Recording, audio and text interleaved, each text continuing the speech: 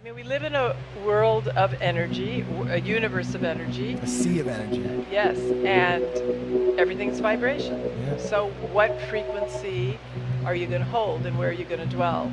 That's a decision we all have to make, and we get to make it, 50 times a day. And sometimes we fall down and we get in a funk, and then the question is, can we pick ourselves back up and then become what we aspire to be?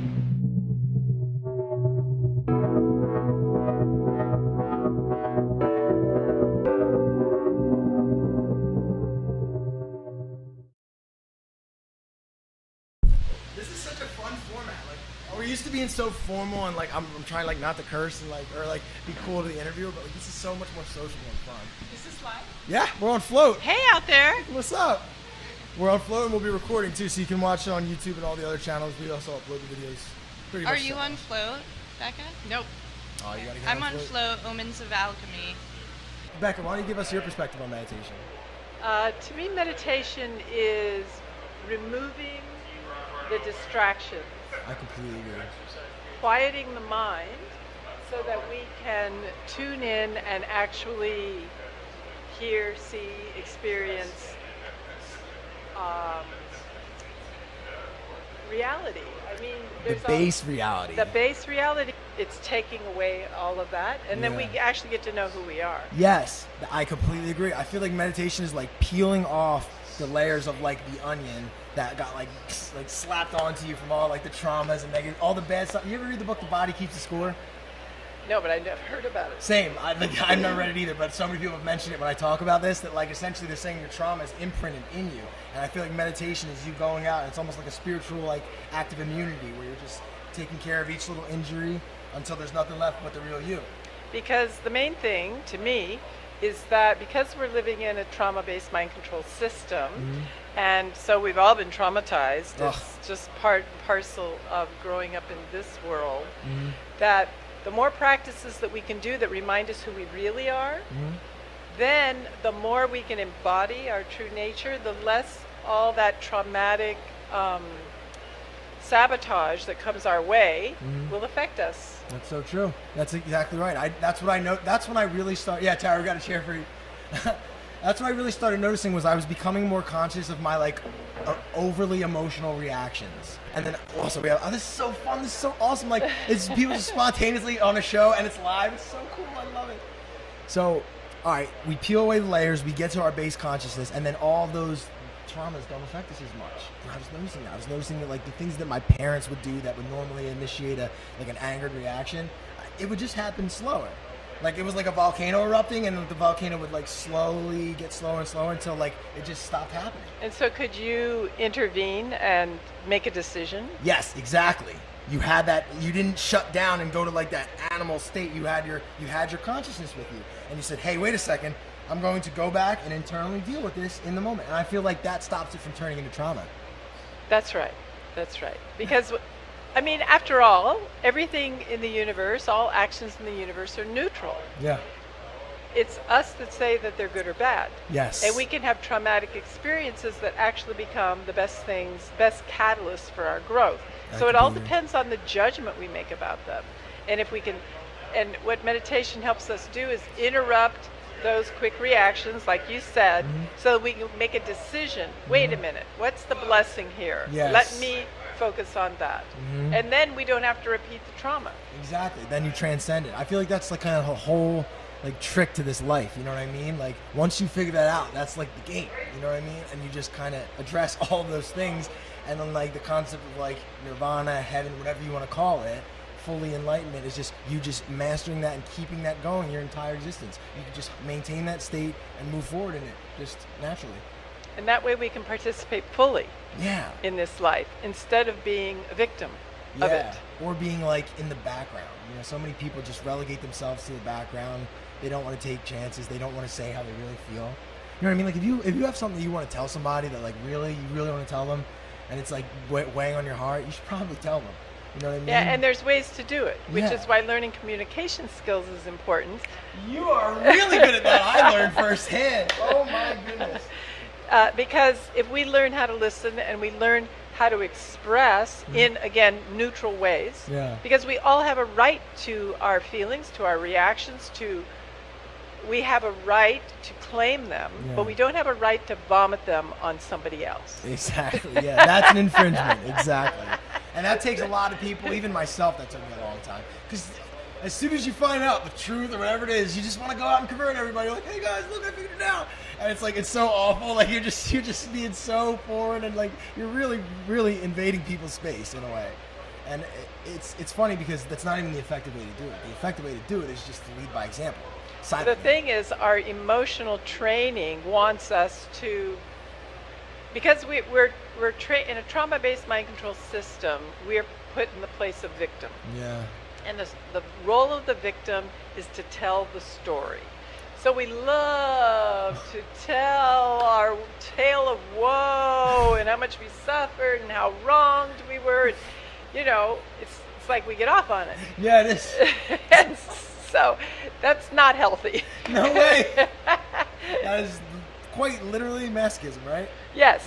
However, that's a great way to keep people trapped and spinning in a loop. So it takes a lot of effort to actually break that reaction and break that cycle and intervene. That's why I asked you, like, could you stop and make a decision? Because that's what we want to do. We want to be sovereign beings who make decisions and do what we voluntarily want to do. From a place of love and from a place of reason, and not from a place of like emotional reactivity based on unresolved trauma. You know what I mean? And then once you kind of get that, so many things open up, because then when you see that in other people, you learn not to take it personally too, which is a powerful thing. That's one of the 4 agreements. You want to go over those? Don't take anything personally. Oh, is this a test? No, I mean, I love throwing information at people because I don't know I don't know which all 4 of them are. Yeah, well, Don Miguel Ruiz wrote this book called The 4 Agreements, which are like 4 simple rules for having a happier life. And one of them is don't take things personally. So true. And of course, hey, I've been on a plane for 2 days and a little tired, so I can't recall. Oh, that's fine. But I like that concept of not taking things personally. There's a.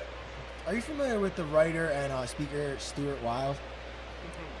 I love his work, and one time on one of his seminars, it was actually the title of the seminar.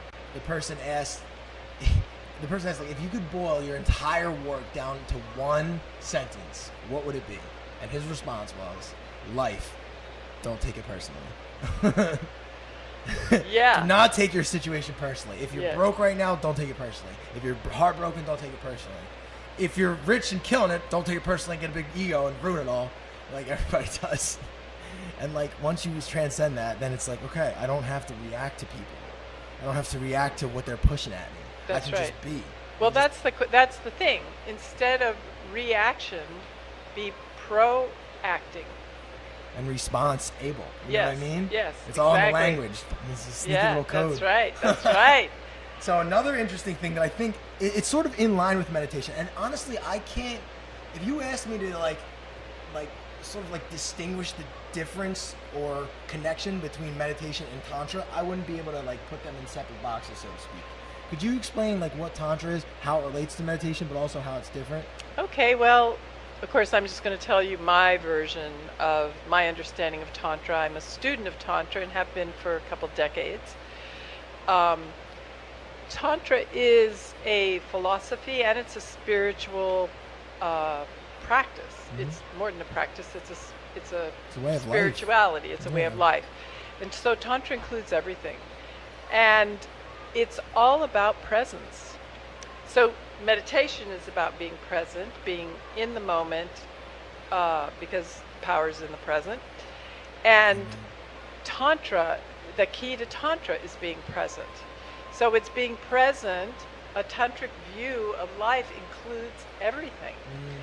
Many religious philosophies or practices or systems, for example, want to deny the body and say this is corrupt. You know, sexuality is poisonous. Yes, you know, the body is sinful, earthly, and dirty. Yeah. Well, this is, you know, this is part of the control system. Yes, to yes keep it is. you out of your power. Amen. by keeping you outside the body. Well, what Tantra says is, yes, you are infinite consciousness, and it's important to realize that. Yes. It's important to know that the oneness of all and all of that. And part of that is that we are spirits incarnate in this body. Yeah, this is a physical experience. Like I believe we chose to come here, and we were like, that looks fun. Let's do that because of all the things that it entails. Yes. Including the physical. That's right. So it's bringing awareness to where we are at, which means we'll learn about our wounds, we'll get to heal our wounds, and then we'll get to experience greater and greater levels of liberation.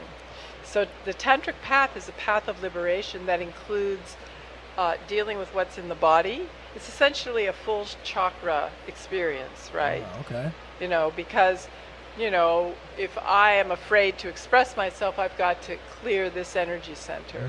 Or if I feel shame around my sexuality, I've got to clear my lower chakras. Yeah. And there are practices. It's a system. So there's, breathing practices, visualization. Meditation is part of it. Yoga is part of it. And you get to be more and more synchronicities in your life. Yeah.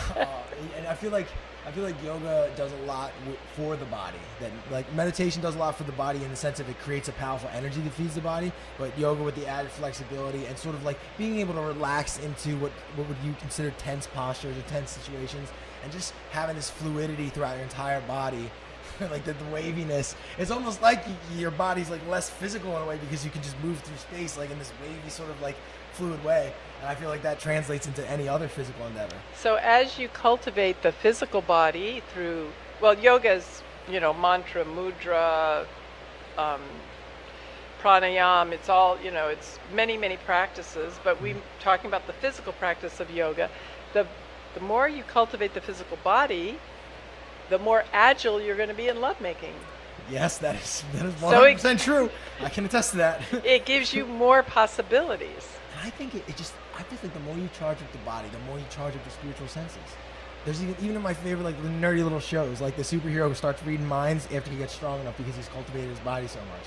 And I've noticed that. When I'm more physically active, my spiritual senses, my mental, and even just like the way I connect with my environment is more fluid and more alive. Do you know what I mean?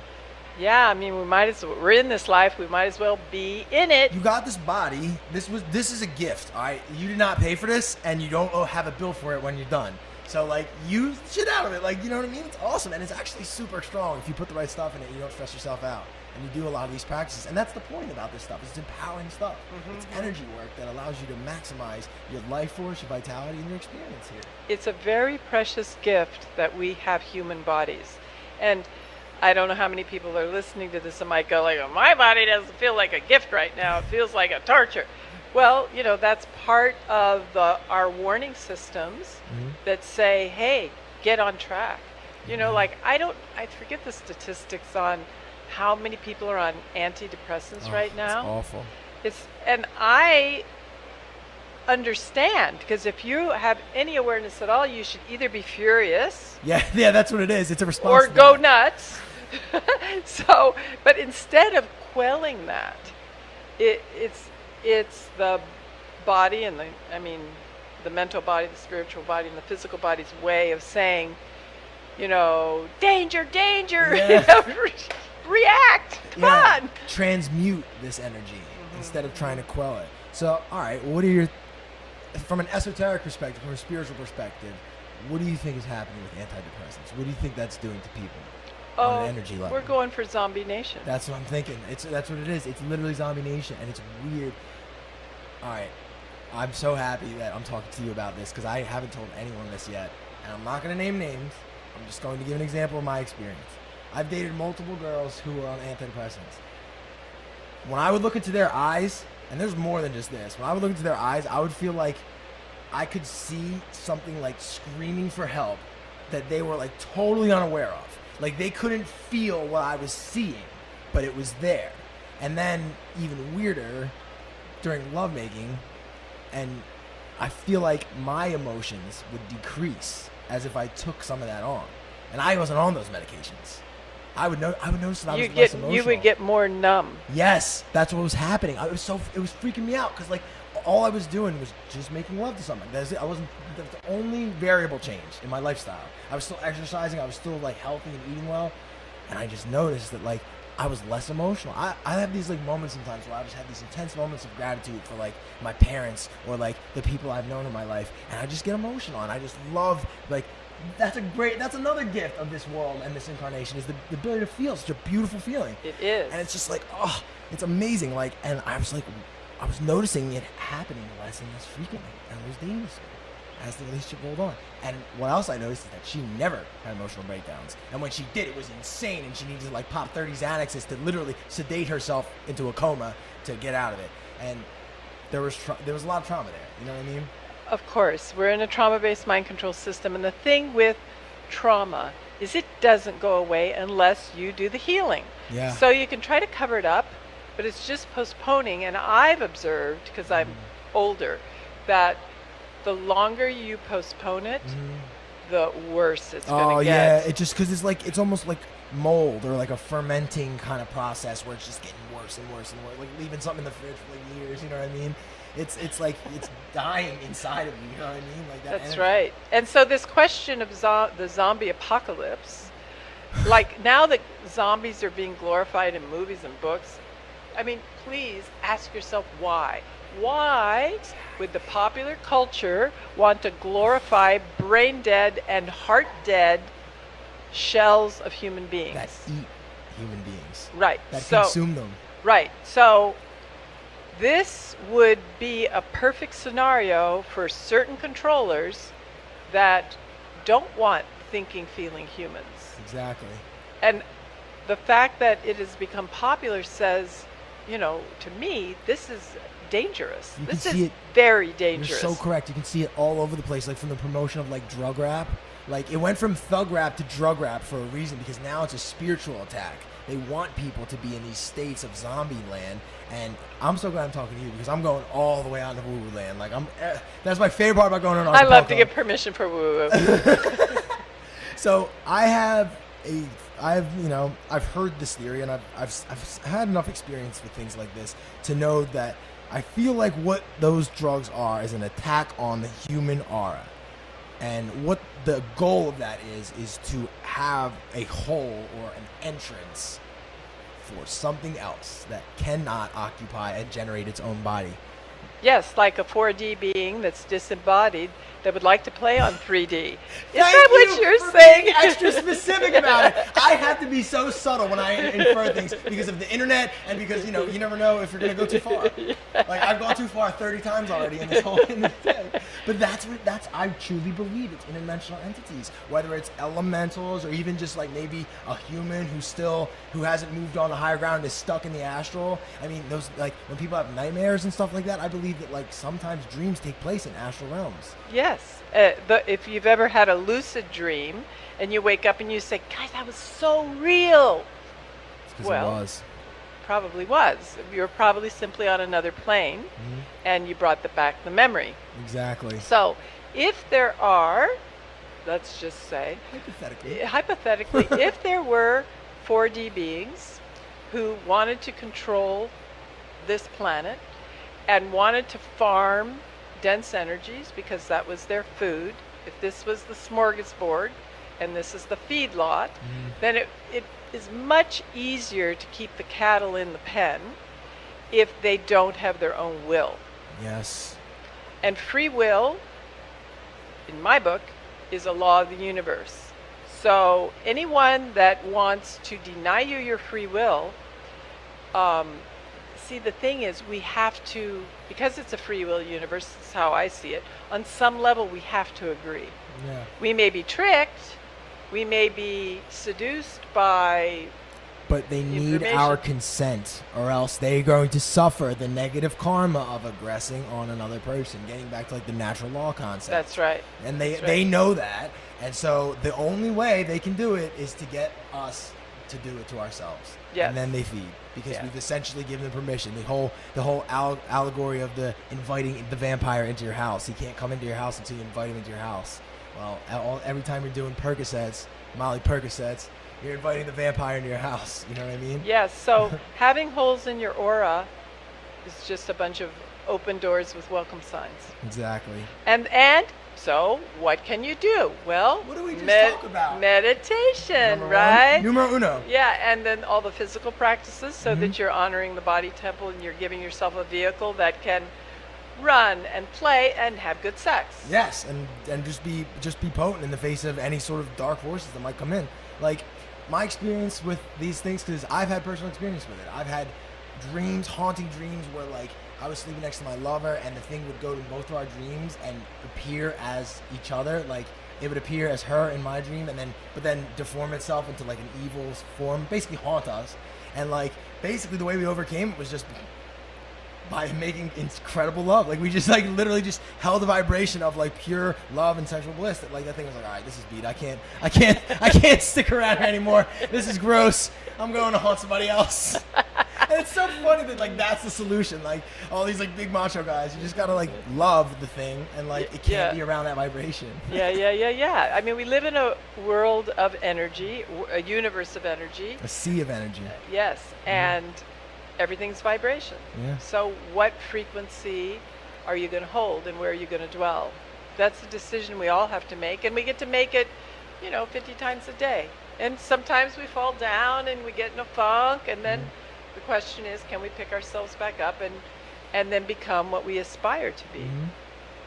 And that's like almost like the game we're playing here on this planet. And see, my view is it's not just that I want to save myself, or that I like you and I hope you save yourself. Yeah. But I really feel that humanity is at stake. Yeah, it's true, because it's at some point like it could just completely just implode if it gets that bad. Like if they convince all of us to literally kill ourselves, like 100%, that's the end of humanity. And that's what all the abortion stuff's about. That's what all the not having kids about. They don't want this. They hate the fact that we create.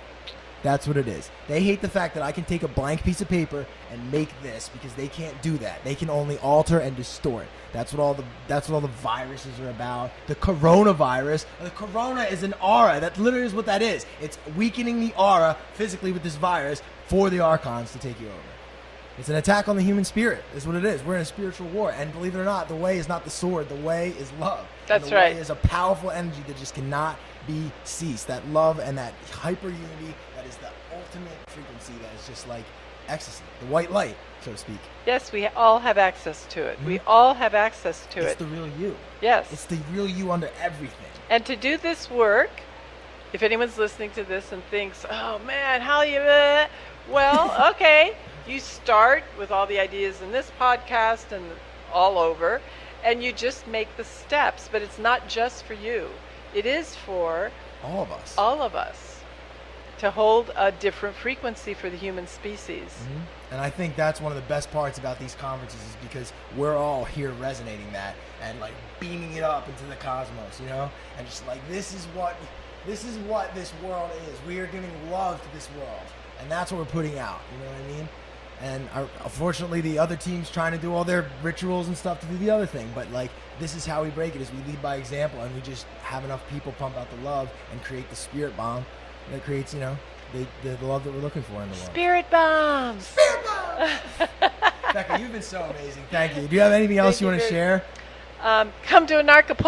Yes, it's starting in like 2 days. We got the TDV on Monday the 10th, and then Anarchy starts on the 13th. Yeah, and we're doing a pre-retreat starting on Monday, and Christoph Melchizedek's going to be there, who's really got a lot of spiritual Let's technology. talk about him for a little bit. He's the son of what's his name, Van Below Melchizedek. I don't know. Oh, is he I think so. Druvala's son? Is he? I don't know. Because that's Melchizedek. I haven't heard that name a few. You know what I mean? That's a name I've only heard once, and like I think or maybe I'm getting him mixed up with Robert Monroe, but I think it's all about that same topic, right? That sort of out of the body or sort of like extra dimensional experience. Yeah, Christoph has really, and his wife Alea, they are masterful, from what I can see, on what what they do, and they have great spiritual techniques and practices. So he's giving a several-hour workshop at this pre-retreat, and then I'm giving a 3.5-hour Tantra workshop at the pre-retreat. I'll be there. It'll be some fun. And you don't have to be in a couple. I'm probably going as a single. mostly be singles. And I'll just be going over basic intimacy practices. Awesome. Because we weren't trained for that. No, right? no one taught us how to love. No one taught us. I would ask my parents. They're like, I don't know. You know everything else? This is really important. How the fuck do you know this? But I also want to say that on, I forget which night it is, it's the 14th, which is Valentine's Day. We're going to do a Tantric puja, which is a ceremonial, it's sort of Piazza and I are going to be guiding. We're going to create sacred space and do some basic intimacy practices and some ceremonial actions to really raise the vibration of one of love, so that we are going to be there appreciating one another as human beings. That sounds amazing. Yeah, that's a 2-hour thing we're doing on Valentine's Day evening. That sounds beautiful. What time? Actually, I think it might be 4 to 6. Cool. It's on the website. Yeah. All the stuff's on the website. Yeah. Wow, Becca, you've been amazing. And what are you going to do, or did you already talk about what you're going to be doing at Anarchy? Well, we're going to be doing a very similar thing to this. We're going to be absolutely just like, you guys are so gracious to give us space and give us access to speakers. I know some of them personally. I met Del Big Tree before, so I'm excited to talk to him again. And we're just going to be firing off and giving videos out to the world and hooking you up with all behind the scenes goodies too. We already got some. I had great shots of the moon over the Oh yeah, full moon. Yeah, it's a full moon tonight. So daytime. It was awesome. Great. Good. Well, thank you so much for everything you're doing. I'm so excited for this week.